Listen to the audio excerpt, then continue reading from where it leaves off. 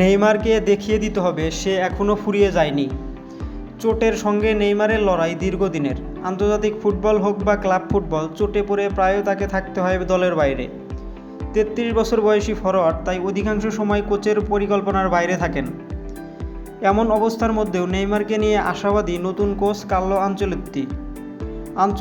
এ বছর 26 মে ব্রাজিলের প্রধান কোচ নিযুক্ত হয়েছেন। নতুন কোচের অধীনে জুনে ব্রাজিল বিশ্বকাপ বাছাই পর্বের 2টি ম্যাচ খেলেছে। চোট থেকে পুরোপুরি সেরে না ওঠায় এই 2 ম্যাচ খেলতে পারেননি তিনি। এদিকে 23তম ফুটবল বিশ্বকাপ শুরু হতে বেশি সময় বাকি নেই। যুক্তরাষ্ট্র, কানাডা ও মেক্সিকোয় আগামী বছরের জুনে শুরু হবে the greatest show on earth. এমন অবস্থায় তার ফিট থাকা জরুরি মনে করছেন কার্লো আনচেলত্তি। কনমেবল ওয়েবসাইটে কদিন আগে দেওয়া এক সাক্ষাৎকারে ব্রাজিল কোচ বলেন, আমি নেইমারের সঙ্গে কথা বলেছি। সে আমাদের জাতীয় দল ও বিশ্বকাপের জন্য গুরুত্বপূর্ণ খেলোয়াড়। তাকে ভালোমতো প্রস্তুত হতে হবে। তার হাতে এখনও সময় আছে।